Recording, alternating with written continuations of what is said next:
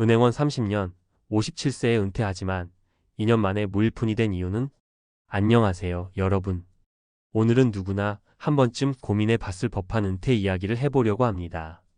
특히 평생 직장이라 불리던 은행에서 30년간 일하던 분이 57세에 안정적으로 은퇴를 했는데 불과 2년 만에 가진 돈을 거의 다 잃어버렸다면 믿어지시나요? 어떻게 그럴 수가 있지? 은퇴할 때 퇴직금도 꽤 받았을 텐데 하는 생각이 자연스레 들 겁니다. 근데 실제로 이런 사례가 생각보다 많다고 해요. 오늘은 이 이야기를 통해 은퇴를 준비하는 분들이 어떤 위험에 대비해야 하는지, 그리고 그 과정에서 흔히 저지르는 실수들은 무엇인지를 사례를 들어가며 이야기해 보려고 해요. 나는 아직 은퇴가 머니까 상관없어라고 생각하실 수도 있지만 일찍부터 알고 대비하시면 나중에 큰 도움이 되실 겁니다. 1. 은행원 30년, 은퇴는 완벽했는데. 흔히 은행원이면 돈 계산에는 능숙하고 리스크 관리도 철저할 것 같잖아요. 실제로 이분도 은퇴 전까지는 자기 업무를 정말 꼼꼼하게 잘 처리했고 재테크도 어느 정도 해두셨다고 해요. 특별히 큰 투자를 하지는 않았지만 본인이 가진 금융 지식과 오랜 실무 경험 덕분에 남들보다 훨씬 안전하게 돈을 불려왔습니다.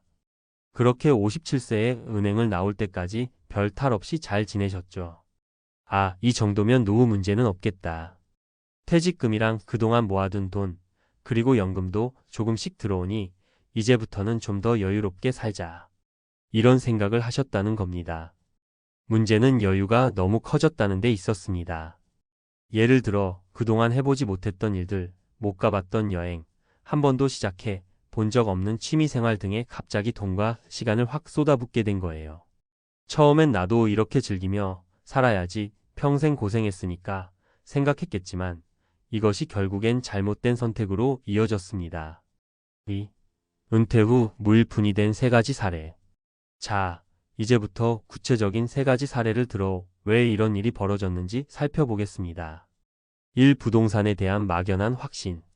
첫 번째 사례는 은퇴 후 바로 시작한 부동산 투자 실패입니다. 은행에서 일하다 보면 부동산 관련 대출 업무나 시장 흐름을 주시하는 일에 꽤 익숙하긴 해요. 이분도 자신이 은행원이었기 때문에 나는 부동산 흐름 정도는 잘 안다고 믿었습니다. 하지만 30년 동안의 경력과 실제 투자는 다른 문제였죠. 실제로 은퇴 직후 부동산 시장이 오를 것이라는 소문이 퍼졌고 많은 사람이 투자에 뛰어들었습니다. 이분도 퇴직금과 모아둔 돈의 상당 부분을 부동산에 쏟아부었습니다. 그런데 막상 사고 보니 해당 지역의 시세는 하락하고 금리는 올라가면서 월 부담이 커졌어요. 결국 거래도 제대로 안 되고 매물이 묶여버리면서 자금 사정이 급격히 나빠졌습니다. 뒤늦게 손절하려니 손해가 이만저만이 아니었죠. 여기서 중요한 건 은행 업무 경험과 본인의 투자는 생각보다 괴리가 클 수 있다는 겁니다. 남의 돈을 관리하는 것과 내 돈을 투자하는 것은 완전히 다른 심리적 압박이 따르거든요. 이 즐길 만큼 즐겨보자는 소비 패턴. 두 번째 사례는 소비 습관 변화입니다. 은퇴 전에는 월급이 매달 꼬박꼬박 들어오고 쓸 돈과 저축할 돈을 비교적 명확히 구분하며 살았어요. 그런데 은퇴 후에는 이제 나도 좀 편하게 살아야지라는 생각이 들면서 평소에는 안 하던 지출을 막기 시작한 겁니다. 예를 들면 해외여행도 자주 다니고 값비싼 골프클럽 회원권도 사보고 평소에는 꿈도 못 꾸던 고급 외제차를 샀다거나 하는 거죠. 처음엔 한 번쯤 사치해볼 만하지라고 시작했는데 한번 사치에 손대면 그 다음도 계속 커지는 법입니다. 결국 매달 고정적으로 빠져나가는 비용이 상상 이상으로 늘어났고 수입은 정해져 있는데 지출이 기하급수적으로 늘어나니 버틸 재간이 없었죠. 이분 같은 경우 은행에서 퇴직하면서 받은 일시금과 약간의 연금으로 삶이 충분히 유지될 거라 생각했지만 한두 해 만에 통장 잔고가 빠르게 바닥이 났어요. 은퇴 후에는 지출 규모를 재설정해야 한다라는 말을 뼈저리게 느끼셨다고 합니다. 3. 지인에게 호의로 빌려준 돈. 세 번째 사례는 좀 더 인간관계와 관련된 부분이에요. 은퇴를 하고 나니 지인들이나 친척들이 이제 저분은 퇴직금도 있고 돈도 여유 있겠지? 라는 생각을 하는 경우가 많습니다. 그래서 어쩔 수 없이 돈 얘기가 자주 오가게 되죠. 실제로 이분도 가까운 지인의 권유로 새로운 사업에 투자를 했고 또 다른 지인에게는 목돈을 빌려줬습니다. 문제는 둘 다 잘 안 됐다는 겁니다. 사업이라고 시작했는데 구체적인 계획도 없이 요즘 이거 잘 나간다는 말만 믿고 덜컥 투자했고 돈을 빌려간 지인 역시 상환 날짜를 계속 미루더니 결국 연락이 잘 안 되더라는 거예요. 은행원 출신이라면 보증서는 문제나 대출 심사 같은 부분에서 이건 좀 아닌데 하는 감이 있었을 텐데 사람 사이의 정 때문에 제 판단을 스스로 무너뜨린 거죠. 내가 그렇게 철두철미한 스타일이었는데도 은퇴 후엔 마음이 약해지더라라고 후회하셨다고 합니다. 3. 은퇴 후 삶에서 기억해야 할 것들. 이 세 가지 사례가 공통적으로 주는 교훈이 뭔지 아시겠나요? 바로 지금껏 내가 해오던 생활 패턴과는 완전히 다른 국면이 시작된다는 점입니다. 은퇴는 내 인생에서 굉장히 큰 전환점이에요. 평생 해오던 일에서 벗어나 온전히 나만의 시간과 돈을 운용해야 하죠.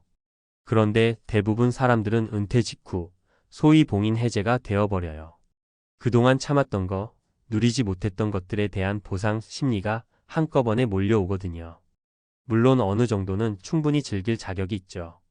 30년간 은행에서 근무했다면 스트레스도 많았을 테고 하고 싶은 걸 못했을 가능성이 높잖아요. 하지만 그걸 한 번에 폭발시키면 생각보다 빠른 속도로 돈이 줄어듭니다.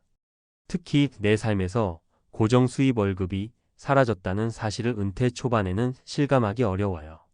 그렇다 보니 그동안 모아둔 돈이나 퇴직금이 어마어마하게 많아 보이는 착각에 빠질 수 있습니다. 또 한 가지, 인간관계 측면에서도 굉장히 조심해야 해요. 은퇴 후에는 시간 여유가 많아지고 주변 사람들과 교류할 일도 많아지는데 그럴 때 내가 이 정도는 베풀 수 있지라는 마음으로 쉽게 돈을 빌려주거나 심지어 보증을 서주는 일까지 생길 수 있습니다. 이런 부분이 가장 위험하죠. 4. 어떻게 대비하면 좋을까? 은퇴를 앞두신 분들이나 아직 은퇴가 멀었더라도 이 이야기를 듣고 계신 분들께 조금이라도 도움이 되길 바라며 간단하게나마 조언을 드려볼게요. 은퇴 후 첫 12년은 신중 모드로 살기. 오래 참았던 걸 한 번에 분출하는 심리는 이해가 갑니다. 하지만 적어도 첫 해 또는 2년 정도는 가급적이면 지금까지의 소비 패턴을 크게 바꾸지 마시라고 권해드리고 싶어요. 내가 정말 이것을 할 수 있는 재정 상태인가? 를 면밀히 파악하는 기간을 갖고 그 후에 차차 취미나 소비를 늘려가는 거죠. 투자나 사업은 내가 잘 아는 분야에서 시작. 은퇴 후에 가장 쉬운 생각이 좀 더 공격적으로 투자해볼까? 입니다. 하지만 늘 말하듯이 자신이 잘 모르는 분야에는 큰 돈을 넣지 마세요. 남들이 다 한다고 해서 덥석 따라가지 말고 진짜 내가 오랫동안 공부하거나 경험이 있는 분야에 서서히 투자해보는 게 훨씬 안전합니다. 주변인들과 돈 거래는 계약서 혹은 문서로 관리. 가족이나 친한 지인과 돈을 주고받을 때 문서를 쓰는 걸 꺼리는 분들이 많죠. 하지만 그 관계가 소중하다면 오히려 더욱 명확하게 정리해야 합니다. 나를 어떻게 보고 그래? 라는 말이 나올 수도 있지만 돈 문제만큼은 투명하게 해두는 게 결국 서로를 지키는 길이에요. 재정 계획은 나중에 할 것이 아니라 지금부터 수정할 것. 은퇴 전에는 막연하게 은퇴하면 돈이 좀 풀리겠지라고 생각하지만 현실은 그때부터 모든 게 내 책임이죠. 미리 세밀하게 재정 상태를 파악하고 은퇴 후 라이프 스타일을 구체적으로 설계해야 합니다. 필요한 경우 전문가의 도움도 꼭 받아보세요. 5. 마무리하며 오늘은 은행원 30년, 57세에 은퇴하지만 2년 만에 무일푼이 된 이유는? 이라는 제목을 통해 은퇴 후 현실에서 우리가 흔히 간과하는 부분들을 이야기해 봤습니다. 사실 누구나 나는 다를 거야 라고 생각하지만 막상 닥쳐보면 흔히 겪게 되는 문제들이에요. 제 지인은 이런 말을 하더군요. 은퇴 전에는 시간은 없고 돈은 있었는데 은퇴 후에는 돈이 없고 시간이 넘쳐난다라고요. 그러다 보니 그 시간을 채우기 위해 무언가를 더 많이 하려고 하고 그게 결국 소비 또는 투자와 연결됩니다. 은퇴 후 삶이 더 풍요롭고 행복하려면 그 소비와 투자를 어떻게 조절하고 운용하느냐가 핵심이겠죠.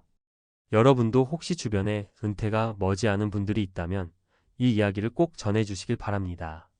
그리고 아직 은퇴가 멀었다고 해도 지금부터 조금씩이라도 노후에 이런 문제가 생길 수 있겠구나라고 생각하시고 대비를 하신다면 큰 도움이 될 거예요.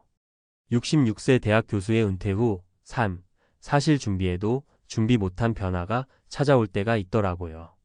저도 은퇴를 앞두고 한동안 은퇴 후에는 자유롭고 편안하게 살 거야 라고 생각했는데 막상 그 길에 들어서면 예상치 못한 어려움에 부딪히곤 하더라고요. 오늘은 은퇴 준비와 은퇴 후 삶에 대해 솔직하게 이야기해보고 실제 사례 3가지를 통해 왜 충분한 준비가 필요한지 같이 고민해보려 해요. 우선 은퇴는 단순히 일에서 벗어난다라는 의미를 넘어서 오랜 시간 쌓아온 정체성이 한순간에 흔들릴 수 있는 시점이에요. 대학 교수로서 수십 년 동안 학생들을 가르치고 연구하며 얻은 자부심이 어느 날 사라진다면 자신을 다시 정의해야 하는 큰 도전이 시작되는 거죠.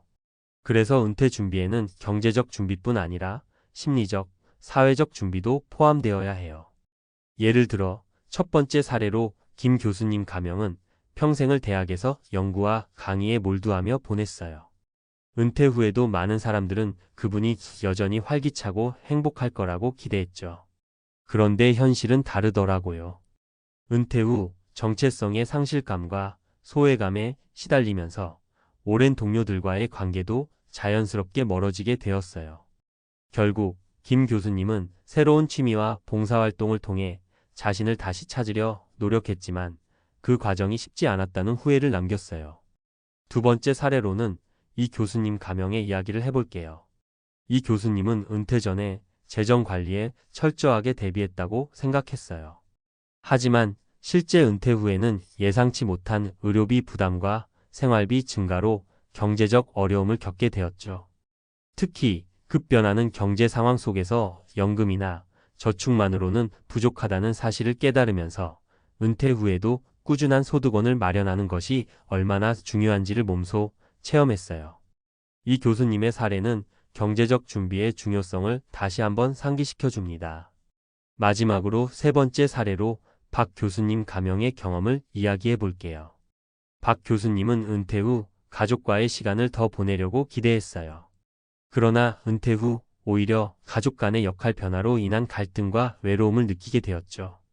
오랜 시간 학문에만 집중해왔던 탓에 가족과의 깊은 소통이나 새로운 인간관계 형성에 어려움을 겪었어요.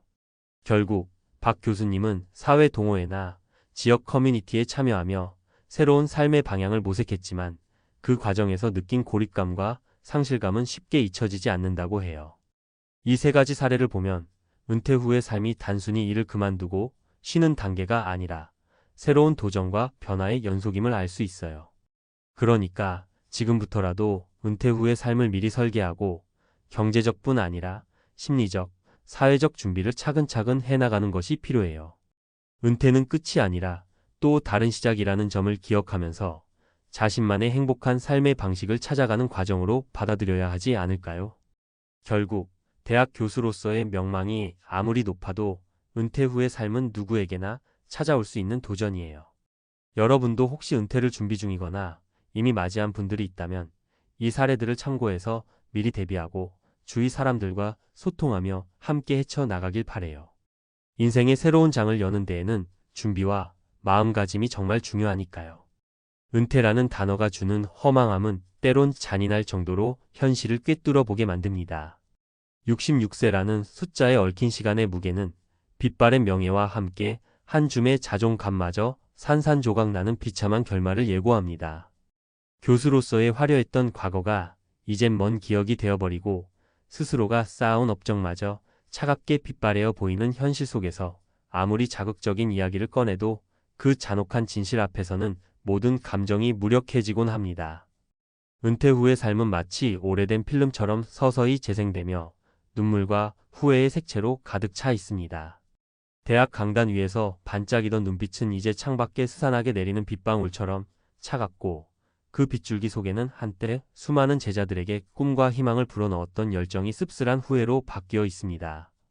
예를 들어 한때 수많은 학생들을 격려하며 인생의 이정표를 제시했던 김 교수는 은퇴 후 어느새 어둠에 갇힌 채 방 한 구석에 몸을 웅크리고 앉아 있습니다. 그의 눈빛 속에는 말할 수 없는 공허와 함께 마치 세상이 자신을 잊은 듯한 고독함이 서려 있습니다.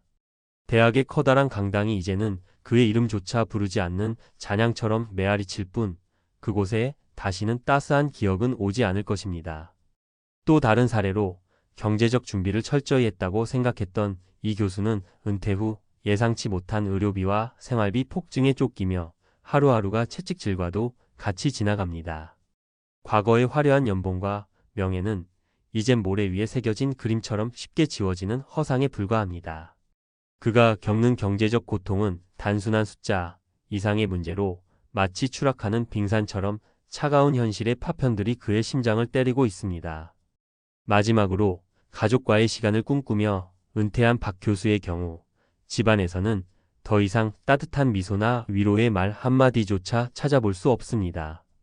오랜 세월 학문에 전념했던 그는 은퇴 후 가족 간의 갈등과 소외감에 시달리며 집안 구석에서 외로움에 젖은 채 침묵을 지켜야만 했습니다. 그곳에는 더 이상 웃음소리도 따뜻한 대화도 없으며 오직 비참한 현실만이 그의 발밑을 파고드는 것처럼 느껴집니다. 이렇듯 은퇴 후의 삶은 누구에게나 찾아올 수 있는 잔인한 숙명처럼 다가옵니다. 화려했던 경력과 업적이 어찌하여 한순간에 물거품처럼 사라질 수 있는지 그 이유는 단 하나, 시간이라는 무자비한 존재 때문일 것입니다.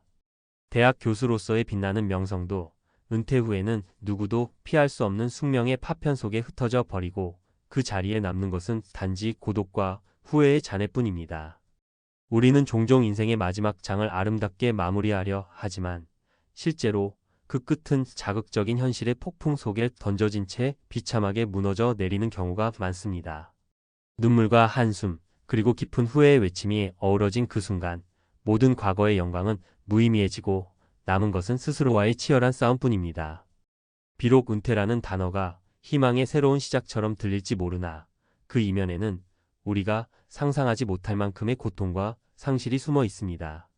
각자의 인생에 있어 교수라는 자리에 올랐던 이들이 겪은 아픈 이야기는 단지 그들만의 비극이 아니라 우리 모두가 미래에 마주할지도 모르는 현실임을 경고해 줍니다.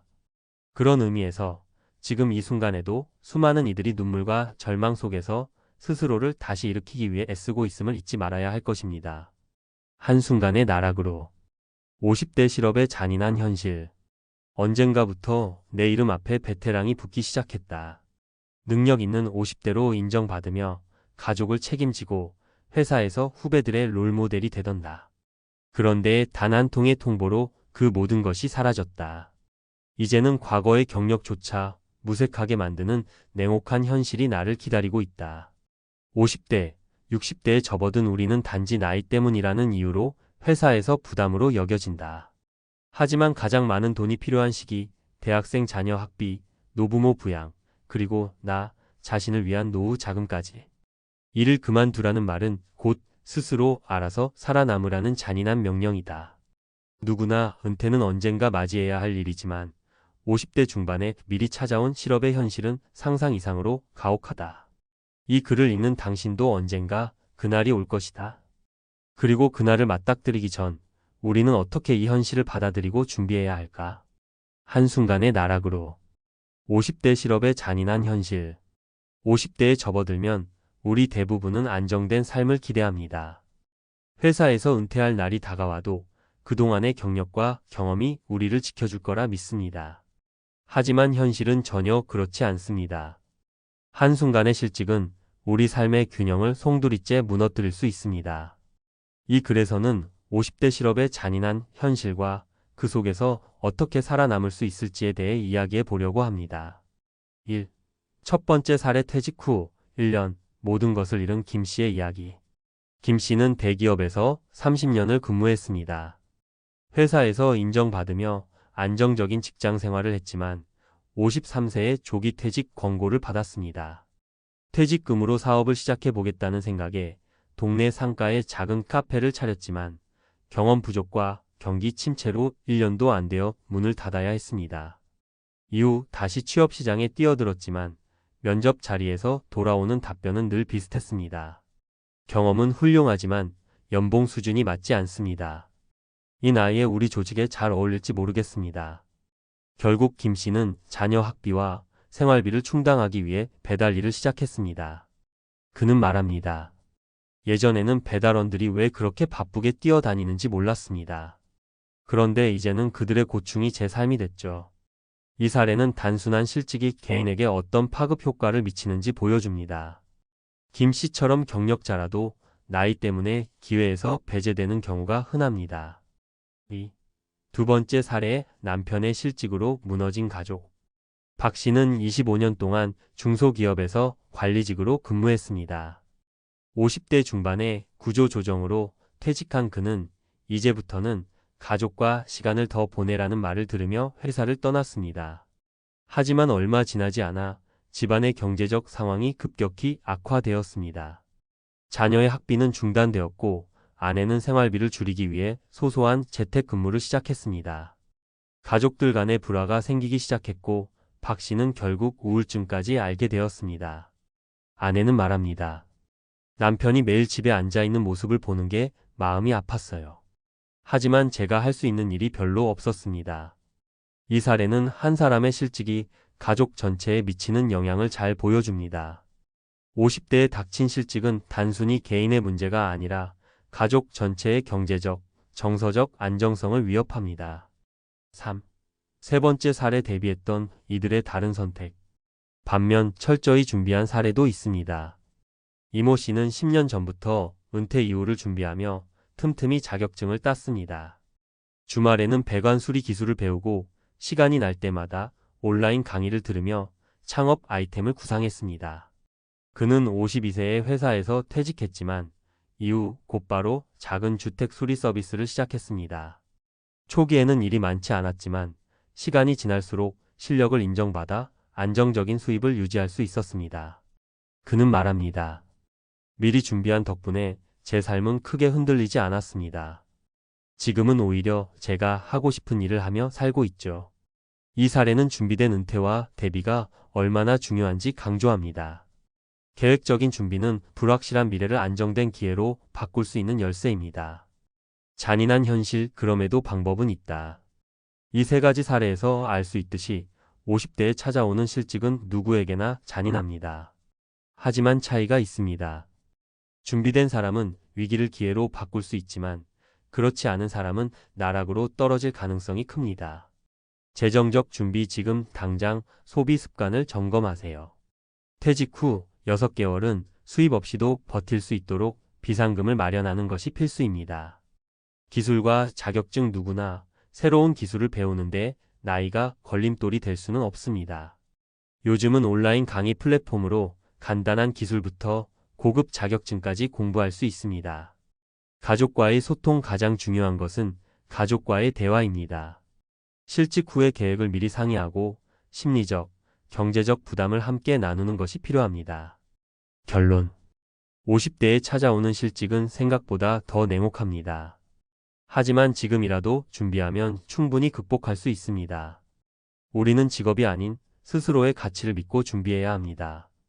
은퇴 후의 삶은 어떻게 준비하느냐에 따라 나락이 될 수도, 새로운 도약의 기회가 될 수도 있습니다. 이제는 준비해야 할 때입니다. 내일은 나에게 오지 않을지도 모른다는 마음으로 오늘부터 작은 실천을 시작하세요. 50대 실업, 새로운 시작을 위한 전문가의 조언. 한순간의 나락으로. 50대 실업의 잔인한 현실. 이 주제는 단순히 개인의 불운을 다루는 이야기가 아닙니다. 이는 우리 사회가 직면한 구조적인 문제와 그 속에서 개인이 겪는 고통을 상징적으로 보여주는 이야기입니다. 하지만 이 잔인한 현실 속에서도 길은 있습니다. 오늘은 실직 이후 새로운 삶을 시작하기 위해 꼭 필요한 전략과 방향성을 전문가의 관점에서 구체적으로 이야기해 보겠습니다. 1. 실업은 끝이 아니라 변화의 시작이다. 50대에 실직을 한다는 것은 단순히 한 회사와의 계약이 끝났다는 의미가 아닙니다. 오히려 새로운 삶의 전환점이 될 수 있습니다. 여기서 중요한 것은 실직 후의 심리적 안정입니다. 많은 이들이 실직 이후 자신을 자책하거나 자신감을 잃어버리는 경우가 많습니다. 하지만 실직은 실패가 아닙니다. 단지 다음 단계를 준비할 시간일 뿐입니다. 실질적인 조언. 첫 번째 단계, 감정을 다스리세요. 심리적 충격을 받은 후에는 시간을 갖고 스스로를 돌아보는 것이 중요합니다. 하루에 30분씩 산책하거나 감정을 일기처럼 기록해 보세요. 두 번째 단계 현실을 인정하세요. 나는 여전히 쓸모가 있다는 것을 스스로에게 끊임없이 되뇌어야 합니다. 과거의 성공과 경력을 자랑스러워하면서도 새로운 도전을 위해 열린 마음을 가지는 것이 중요합니다. 2. 경제적 안정. 지금 당장 해야 할 준비. 실직 후 가장 큰 걱정은 돈입니다. 당장 수입이 끊기면서 가게 경제가 흔들리기 시작합니다. 여기에 대처하려면 재정적으로 빠르게 안정감을 찾는 것이 핵심입니다. 사례로 배우는 실천 방법. 비상금의 중요성. 한 여성은 50대에 직장을 잃었지만 3년 동안 모아둔 생활비 덕분에 큰 어려움 없이 시간을 벌 수 있었습니다. 그녀는 퇴직 1년 전부터 월급의 30%를 저축하며 비상금 계좌를 따로 만들어 실직에 대비했습니다. 소비의 우선순위 정하기. 퇴직 후 고정 비용을 줄이는 것이 중요합니다. 차량 유지비, 보험료, 불필요한 구독 서비스 등을 점검하고 꼭 필요한 소비와 그렇지 않은 소비를 구분하세요. 전문가의 팁. 재정 점검. 지금 당신이 가진 자산이 어느 정도인지, 고정 비용은 얼마인지 정리하세요. 엑셀 파일이나 가계부 앱을 활용하면 쉽게 관리할 수 있습니다. 소소한 부업 탐색. 최근에는 소규모 투자나 재택근무를 통해 추가 수입을 얻는 사례가 늘어나고 있습니다. 예를 들어 번역, 글쓰기, 강의 등 기존의 경험을 활용해 새로운 소득을 창출할 수 있습니다. 3. 기술과 네트워크. 시대에 맞춘 생존 전략. 50대에 다시 취업하거나 새로운 일을 시작하려면 변화하는 시장 환경에 적응해야 합니다. 특히 기술과 네트워크는 그 어느 때보다 중요합니다. 예전의 방식만 고수하다가는 새로운 기회를 얻기 어렵습니다. 기술 배우기의 중요성. 한 남성은 퇴직 후 유튜브 채널을 시작해 안정적인 수익을 얻었습니다. 그는 기술이 부족해 고민했지만 인터넷 강의를 통해 동영상 편집과 콘텐츠 제작을 배웠다고 말했습니다. 배우기 시작하세요. 요즘은 온라인 플랫폼에서 다양한 기술을 무료로 배울 수 있습니다. 예를 들어 프로그래밍, 영상 편집 또는 재무 관리 등 실생활에 유용한 기술들을 손쉽게 익힐 수 있습니다. 네트워크의 힘. 퇴직 후 혼자 모든 것을 해결하려는 것은 위험합니다. 주변 사람들과의 관계를 유지하거나 새로운 모임에 참여하면서 정보를 얻고 기회를 탐색하세요. 동호회, 직장인 커뮤니티, 지역 네트워크 등 다양한 모임을 활용하면 큰 도움이 됩니다. 4. 가족과의 소통. 나 혼자가 아니다. 실직의 고통은 가족에게도 영향을 미칩니다. 하지만 이때 가족과의 대화는 더없이 중요한 도구가 됩니다. 특히 자녀와 배우자와의 솔직한 대화를 통해 심리적 부담을 나누고 서로의 이해를 얻을 수 있습니다. 소통의 중요성. 한 가정은 남편의 실직 이후 오히려 가족 간의 유대가 더 깊어졌다고 말합니다. 남편이 실직 사실을 숨기지 않고 아내와 자녀들에게 상황을 설명하며 함께 대안을 찾아갔기 때문입니다. 솔직하게 말하기. 지금 상황이 어렵지만 우리가 함께 이겨낼 수 있어. 이런 대화는 가족들에게 심리적 안정감을 줍니다. 역할 분담. 배우자는 경제적으로, 자녀는 정서적으로 서로를 돕는 방법을 찾는 것도 좋은 전략입니다. 5. 새로운 기회는 준비된 자에게 온다. 마지막으로 중요한 것은 실직 이후에도 꾸준히 배우고 도전하는 자세입니다. 실업의 충격에서 벗어나려면 새로운 기회를 위한 준비가 필수입니다. 준비된 사람의 사례. 한 여성은 퇴직 2년 전부터 미용 자격증을 준비했습니다. 이후 자신의 집에서 작은 헤어 살롱을 운영하며 매달 안정적인 수입을 얻고 있습니다. 그녀는 말합니다. 퇴직은 끝이 아니라 새로운 꿈을 펼치는 시간이었다고 생각해요. 당신에게 필요한 것. 자격증 준비. 50대 이후에는 특정 기술이나 자격증을 갖추는 것이 강력한 무기가 됩니다. 예를 들어 사회복지사, 전기기술사, 바리스타 등이 중장년층에게 유망합니다. 심리적 태도. 실패를 두려워하지 말고 새로운 도전을 긍정적으로 받아들이는 태도가 필요합니다. 결론. 준비된 50대는 흔들리지 않는다. 50대 실업은 누구에게나 잔인할 수 있지만 제대로 준비한 사람에게는 새로운 기회가 될 수 있습니다. 실직 후에도 계속해서 배워가며 가족과 함께 현실을 극복하려는 노력이 중요합니다. 오늘 이 글을 읽는 여러분도 이 현실에서 예외는 아닙니다. 그러나 준비된 자에게 기회는 온다는 말처럼 지금부터 차근차근 준비한다면 실직은 위기가 아닌 새로운 도약의 발판이 될 것입니다. 이제는 시작할 때입니다. 당신의 두 번째 인생이 지금부터 더 빛나길 바랍니다. 은퇴 준비하면 떠오르는 건 뭔가요? 흔히 우리는 돈만 있으면 된다라는 말을 쉽게 하곤 합니다.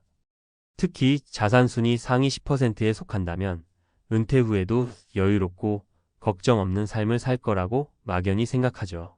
하지만 현실은 그리 간단하지 않습니다. 최근 한 친구의 이야기를 들었습니다. 그는 30년 넘게 대기업에 몸담으며 상위 10%에 속할 만큼 자산을 모았지만 은퇴 후 몇 년 만에 나는 왜 이렇게 불행한가라며 한숨을 쉬더군요. 자산이 많다고 행복이 자동으로 따라오는 게 아니라는 사실을 절감한 순간이었죠. 오늘은 그런 사례를 중심으로 은퇴 후 삶에 어떤 함정이 도사리고 있는지 그리고 어떻게 준비해야 하는지 알아보겠습니다. 자산 순위가 높아도 은퇴가 지옥이 되는 이유. 1. 수입보다 중요한 건 수익 구조. 첫 번째 문제는 수익 구조입니다. 상위 10%의 자산가들은 종종 자신의 은퇴 자금을 고정된 것으로 생각합니다. 집 한 채, 몇 억짜리 예금, 주식 조금 하지만 은퇴 후 고정적인 수입이 없는 상황에서 그 자산은 빠르게 소진되기 마련입니다. 사례 1 서울의 10억짜리 집 한 채와 2억의 예금을 가진 김 씨는 상위 10%에 속하는 자산가였습니다. 하지만 퇴직 후 매달 생활비 400만 원이 들면서 예금은 순식간에 바닥났고 집을 담보로 대출까지 받게 됐습니다. 그는 내 자산이 충분하다고 믿었는데 매달 고정 수입이 없으니 공포심이 생기더라며 눈물을 흘렸습니다. 고정 수입이 없다면 자산이 아무리 많아도 심리적인 불안감은 피할 수 없습니다. 이 때문에 은퇴 후에도 수익을 창출할 수 있는 구조를 만드는 게 핵심입니다. 2. 삶의 질은 돈만으로 해결되지 않는다. 두 번째 문제는 돈이 삶의 질을 대변하지 않는다는 점입니다. 자산이 많아도 건강, 인간관계, 여가 등 삶의 다른 요소를 놓치면 은퇴 후 삶은 공허해질 수밖에 없습니다. 사례 2 은퇴 전에는 누구보다 바쁘고 성공적이었던 박 씨는 은퇴 후 세계 여행을 다니며 여유롭게 지내려고 했습니다. 하지만 막상 은퇴 후에는 만성질환과 체력 저하로 인해 원하는 활동을 제대로 하지 못했습니다. 돈이 많아도 내 몸이 따라주지 않으니 아무 소용이 없더라며 박 씨는 후회했습니다. 건강과 일상의 즐거움은 돈으로만 해결되지 않습니다. 은퇴 전부터 규칙적인 운동과 건강관리, 그리고 의미 있는 취미 활동을 시작해야 합니다. 3. 사회적 관계의 단절. 세 번째 문제는 은퇴 후 사회적 관계의 단절입니다. 상위 10%의 자산가들은 돈으로 외로움을 해결할 수 있을 거라고 믿지만 진정한 인간관계는 그렇지 않습니다. 사례 3, 40년간 교직에 몸담았던 이 씨는 은퇴 후 동료들과의 관계가 끊기면서 심한 외로움을 느꼈습니다. 돈이 많아도 함께 웃고 이야기할 친구가 없다면 무슨 소용인가 싶다고 했죠. 가족과의 유대감이나 사회적 네트워크가 없는 은퇴는 결국 정신적 고통으로 이어질 수 있습니다. 은퇴 준비 이렇게 하면 다릅니다. 고정 수입 창출 계획 세우기. 은퇴 후에도 월 100만 원이라도 고정 수입이 들어올 수 있는 구조를 만들어야 합니다. 임대 수익, 소규모 창업, 혹은 연금 관리 등 다양한 방법을 고려해 보세요. 건강을 미리 준비하라. 아무리 강조해도 지나치지 않습니다. 매일 꾸준히 운동하고 정기적으로 건강검진을 받으세요. 건강은 은퇴 후 삶의 질을 좌우하는 가장 중요한 요소입니다. 관계와 시간을 재설계하라. 퇴직 후에도 사회적 관계를 유지할 방법을 미리 고민하세요. 봉사활동, 동호회 활동, 지역 모임 등 새로운 네트워크를 만들어야 합니다. 결론, 자산 순위보다 중요한 것은 상위 10%에 속한다는 건 분명 큰 축복입니다. 하지만 자산만으로 은퇴 후 행복을 보장받을 수는 없습니다. 은퇴는 자산뿐 아니라 건강, 사회적 관계, 삶의 의미까지 균형 있게 준비해야 하는 삶의 새로운 시작입니다. 지금부터 하나씩 준비해 보세요. 그래야만 은퇴 후 진정으로 자유롭고 행복한 삶을 누릴 수 있습니다. 상위 10%의 은퇴 알고 보니 지옥. 자산순위 커트라인의 충격적 진실. 전문가 칼럼. 은퇴 준비를 제대로 못하면 상위 10%도 흔들린다. 많이 듣는 말이지만 실감하지 못하는 경우가 많습니다. 나는 충분히 준비되어 있다. 상위 10%인데 무슨 걱정이야? 라고 생각하시는 분들도 있을 겁니다. 그러나 자산만 믿고 안일하게 대처하면 은퇴 후 삶은 뜻밖의 고난으로 이어질 수 있습니다. 이번 칼럼에서는 상위 10%의 은퇴 실패 사례를 바탕으로 문제의 원인과 이를 극복하는 방법에 대해 이야기해 보겠습니다. 자산 순위 10%가 왜 무너졌을까? 1. 고정 수입 없이 자산만으로 버틸 수 있을까? 많은 분들이 은퇴 준비를 이야기할 때 자산 규모를 기준으로 판단합니다. 상위 10%에 속할 만큼 재산이 있으면 걱정 없다고 생각하기 쉽죠. 하지만 여기서 가장 큰 함정은 자산이 곧 안정적인 생활비를 보장하지 않는다는 점입니다. 은퇴 후에는 매달 들어오는 고정 수입이 없으면 자산은 점차 줄어들고 이는 심리적 불안감을 키웁니다. 사례. 서울 강남의 집 한 채와 5억 원의 예금을 가지고 있던 한 은퇴자는 상위 10%에 속하는 자산가였습니다. 하지만 월 500만 원씩 생활비로 쓰다 보니 10년이 채 지나기 전에 예금이 바닥났습니다. 집을 담보로 대출을 받았지만 이자 부담이 커지면서 결국 생활 수준을 크게 낮춰야 했습니다. 나는 상위 10%라 문제 없을 줄 알았다며 후회했지만 은퇴 이후 안정적인 수입을 만드는 준비가 부족했던 것이 치명적 실수였습니다. 2. 건강관리 실패가 부른 삶의 질 하락. 은퇴 후 건강은 돈보다 중요합니다. 상위 10% 자산을 가진 사람들도 건강을 놓치면 그 돈을 제대로 쓰지 못하고 병원비로만 소진하게 됩니다. 문제는 많은 사람들이 은퇴 후에 여유롭게 관리하겠다고 미루는 것입니다. 하지만 건강은 은퇴 전에 미리 관리해야 제대로 된 노후를 즐길 수 있습니다. 사례. 사업가였던 박 씨는 은퇴 후 골프를 치며 여유로운 노년을 보내겠다는 꿈이 있었습니다. 하지만 은퇴 후 몇 달 만에 당뇨와 관절염 진단을 받으면서 모든 계획이 무산됐습니다. 그는 돈이 있어도 내 몸이 따라주지 않으니 아무것도 할 수 없더라고 토로했습니다. 결국 그는 병원 치료와 약물에 매달리며 은퇴 후 자산의 절반 이상을 소진했습니다. 3. 사회적 관계 단절로 인한 외로움. 은퇴 후에는 사회적 관계가 급격히 단절됩니다. 직장에서의 인간관계는 자연스럽게 끊어지고 새로운 관계를 형성하지 않으면 고립감을 느끼기 쉽습니다. 상위 10%에 속하는 자산가라 해도 진정한 인간관계 없이는 은퇴 후 삶이 외로움과 우울함으로 채워질 수 있습니다. 사례. 40년간 교직에 몸담았던 이 씨는 퇴직 후 친구들과 자주 만나겠다고 다짐했습니다. 하지만 시간이 지나며 동료들과의 연락이 줄었고 가족들도 바쁘게 살아가다 보니 하루 종일 혼자 있는 날이 많아졌습니다. 그는 돈이 있어도 대화할 사람이 없으니 삶이 너무 공허하다며 사회적 고립이 은퇴 후 가장 큰 고통이라고 말했습니다. 전문가가 말하는 은퇴 준비의 핵심. 자산 순위 상위 10%라고 해서 은퇴 후 삶이 자동으로 행복해지는 건 아닙니다. 중요한 건 돈이 아니라 삶의 구조를 새롭게 설계하는 것입니다. 그렇다면 어떻게 준비해야 할까요? 1. 고정 수입을 창출하라. 은퇴 후에도 고정적으로 들어오는 수입이 있어야 자산을 오래 유지할 수 있습니다. 이는 반드시 큰 돈일 필요는 없습니다. 월 100만 원, 200만 원이라도 꾸준히 들어온다면 경제적 안정감을 유지할 수 있습니다. 방법. 임대 수익 소형 오피스텔, 농지를 활용한 임대 사업. 연금 최적화, 국민연금과 개인연금을 최대한 활용. 간단한 비즈니스 은퇴 후 소규모 창업이나 취미를 수익화. 2. 건강은 은퇴 전부터 투자하라. 건강은 은퇴 후 삶의 질을 결정짓는 가장 중요한 요소입니다. 지금 당장 작은 습관부터 시작해 보세요. 규칙적인 운동, 적정 체중 유지, 그리고 정기적인 건강검진은 필수입니다. 구체적인 실천법. 매일 30분씩 걷기.